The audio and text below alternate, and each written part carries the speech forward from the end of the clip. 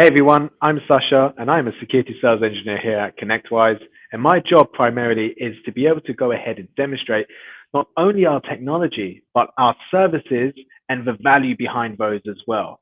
So I'm very happy to have Matt Topper over here who's going to be able to give us some insights and some examples when in his previous roles, when he was responsible for the security and operations with other MSPs.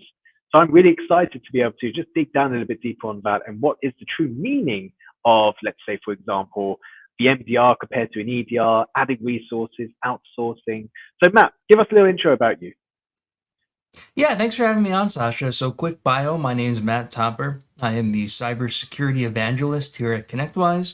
And really, though, Sasha has me for my experience. Before ConnectWise, I spent a long time doing various internal IT and InfoSec roles at an MSP that started small and became pretty big by the end. So, I'm here to lend the perspective of someone doing the day to day security work and how MDR, EDR fits into that. Superb. So day in, day out, I'm dealing with these acronyms, EDR, MDR. So EDR stands for Endpoint Detection and Response, and MDR stands for Managed Detection and Response. And the formula for MDR is EDR plus SOC equals MDR. Okay. So we have the technology, we have the EDR. It's great. It's so much better than an antivirus. It's able to go ahead and detect sophisticated APTs. It's going to go ahead and possibly stop, let's say, zero-day vulnerabilities as well due to its behavioral analysis. However, there's still a pain point there. As I always like to say, the two T's, T's for tango, time and talent. Do we have the Mhm. time to deal with all the alerts day in and day out? Okay. Perhaps our team are dealing with 1 hour worth of alerts every day. Okay. That's almost a day's worth in a week if we talk about that. And the talent here is really, although I may have, the time, but do I have the experience, the talent to be able to go ahead and actually identify and understand the difference between a true positive compared to a false positive? Could I possibly allow a threat to go into the network just by not understanding what I need to do? So, Matt, why don't you give us an example of, with your pains and, your real experience with just utilizing the EDR and, how an MDR was adding value and saving you time and resources and as well as that money as well. So I'd really like to understand a little bit further about that. Oh, we have a couple of points to unpack based on that description here. So let's start with the one thing that you mentioned. The critical thing is simply the volume of alerts that come out of EDR.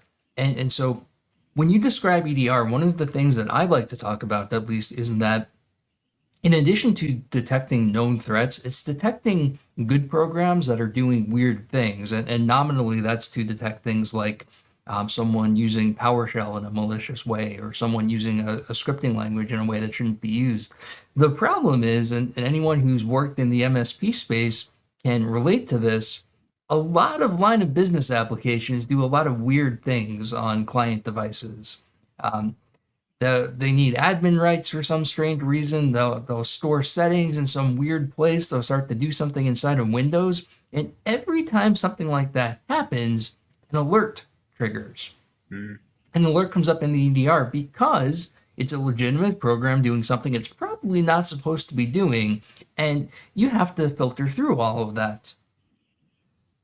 When we started down the EDR path, we ended up with hundreds of alerts, perhaps just lots and lots of things coming up that needed investigation, and we'll talk a little bit more about this. I want to turn it back over to you to detail more questions. Mm. One of the key things though is staffing to deal with that, and it's in two aspects. One, just the raw number of people you need to deal with it, but you touched on it in your intro, the skill set, right? It's not just I need to find 10 people who know how to use computers.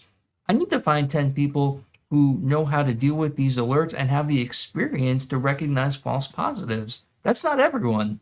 That's not right. That's not someone I can pull off the street necessarily and say, Yep. "Hey, skilled security engineer, you're going to work the 11 p.m. to 6 a.m. shift dealing with potential false positives all day." I can tell you that would be very expensive for me to have gone out and hired. Yeah, I agree. And that's normally when I do demonstrations, that's normally the pain point I face a lot. As in, I see a lot of people going ahead and continue saying, hey, we just don't want to have 24/7 internally because it costs too much. At the end of the day, we're an MSP that focuses on SMBs. Okay, if we could be able to manage our time, manage our funding a little bit more appropriately, then sure, maybe having 1, 2 people on call is sufficient, but being able to outsource the rest to something like ConnectWise, perhaps.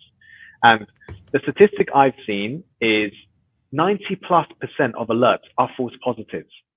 But how do you know the difference? Okay. And It that's takes why it's important. experience. Correct. And that's why it's so important to make sure that you have a team that's competent with the technology and also has the experience as well. So ensuring that you have a relatively large team and also including threat intelligence as well. So also adding value with the technology. So adding value to the technology, adding value behind the people as well. And it's also important that MDR does not just cover your endpoints. MDR can also cover 365, which is something that we implemented recently. So that's something that is generating even more alerts in your EDR solution. Things like impossible travel, logging in outside of the EU, all of those things are genuine concerns because we need to justify, hey, is this a particular person that is possibly just spinning up a VPN? And that's why we're seeing impossible travel? Do we need to go ahead and isolate that user account? Do we need to go ahead and just simply kill that particular session? Now, Or is it bad geo IP data in some cases and there's no issue? There you go. But it's without the continuous monitoring that can be able to help identify that, rather than someone getting woken up 1 o'clock in the morning by alert, or God forbid, they didn't get woken up at all and it was something that was genuine. Yes.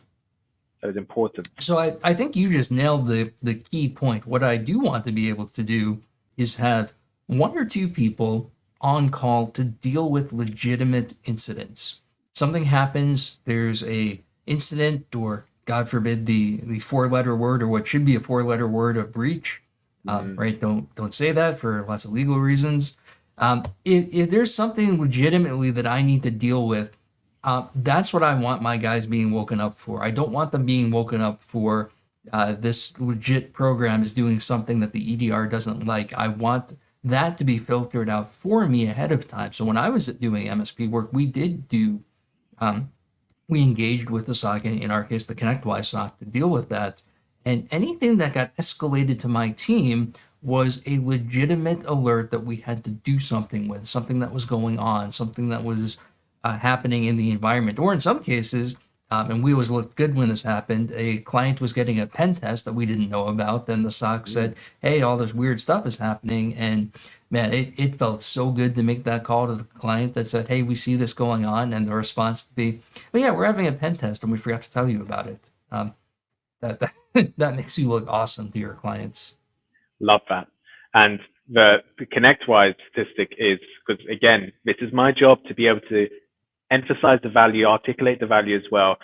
And that particular situation of escalating something that is genuine, that actually requires your attention, we've woken you up for an actual reason. The statistic of false positives, things that we, let's say shouldn't have escalated, is way under 1%. So it's almost guaranteed that if we are contacting you, it is something genuine that actually does require your attention. And I do see a lot of people complaining about, hey, we're getting called for things that really we shouldn't be called about. So they may update their run book, or they may actually say, yeah, you guys are not effectively having the correct false positive rate that we're looking for. So that's what the ConnectWise SOC team are continuously working on. And of course, we can never get to 0% consistently, but we are so close to having a year of almost 0% of there, things that no one has come back to us and said that, okay, you shouldn't have contacted us for that. Okay. That's a super good point. So let's talk about the run book for a second, because this was a huge, nice thing for us. It wasn't just the ConnectWise SOC is going to operate in whatever way they operate in, and we just have to deal with it. We had calls on a monthly, sometimes even weekly basis, depending on what was happening, to update inside of ConnectWise what the procedure was to deal with our account, whether it was call this person instead of this person. If nobody rings, call me, right? Make me the person of last resort. So there's flexibility there. It's not just you go into a web page and here's your contact list and that's it. There can be some customization on how that's handled. Yeah, that's correct. And that's what I love emphasizing on my particular demonstrations, that giving them a scenario, okay, what happens if that particular person was traveling or just couldn't get, in contact with them, and it was a P1, because if it's a P1, we are going to try and contact you via phone and not waste time via an email. So we normally have a primary and secondary contact, as in the primary would be normally the technician and the secondary may be their manager. So realistically, if it goes to the secondary, there's going to be questions about why that primary contact was not available. And we audit those sorts of elements as well. So if we can't get in contact with the primary, we will contact the secondary. So there should always be a failover if there isn't that particular person available. And I guess the question here, Matt, is when you was running your MSP effectively, or being in your CISO position, what was one of the things that you saw with ConnectWise SOC really stands out compared to other available similar solutions or services there? So the big thing is the integration into all of the other tools. We were a ConnectWise shop through and through, PSA, RMN, or Automate at the time, even LabTech back then. Mm, Um, for us, though, it was very easy to be able to have things come into our normal alerting processes that we already had, right? So we had ways to do urgent support after hours tickets already built into PSA, already built into how we worked and operated in workflows and how we build even and how we dealt with all of that. And the deployment of the solution happened through tools we already had as well. So it fit right in to how we used all the way from deployment through not just client billing, through our own billing being charged for the service. It was just easy mm, to add on to our existing payment structure and plans and things. So for us, that was the biggest thing. We didn't need to involve another provider, another vendor, and but let's be honest, the core requirement, like all that stuff I talked about, is nice.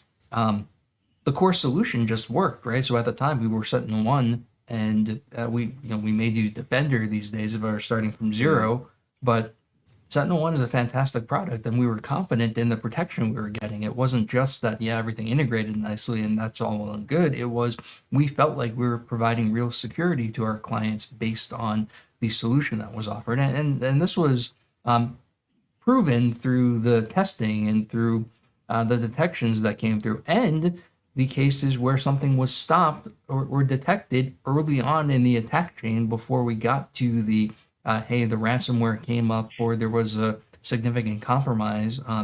We were able to get the clients before it turned into a significant issue for them. So a lot of good reasons, and it was a good fit for us. I love that. And I think it's also important when we talk about the ConnectWise SOC team that they are not a general SOC, that you can't attach them to anything and everything. Meaning that there are certain elements of solutions, or certain solutions, should I just say, that we are able to go ahead and wrap our SOC on top of. Let's say, for example, it could be Sentinel-1, it could be Microsoft Defender, it could be Bitdefender. That doesn't mean that we can start wrapping ourselves on other EDR solutions. And there's a reason for that, because then we become less valuable. We are professionals within those particular products that we offer. We are specialists within those particular solutions that we offer or support. We have credentials, we have certifications within those solutions. So that means if something happens with Sentinel-1, we know all about the product. We know exactly what can, what can't be offered within that particular product as well. And also we have the backing of the cyber research units. That's going ahead and providing the threat intelligence, providing the information we need, which is great because it's focused on the MSP and SMB realm, which there are not many organizations to this day that offers that sort of threat intelligence for that specific scope.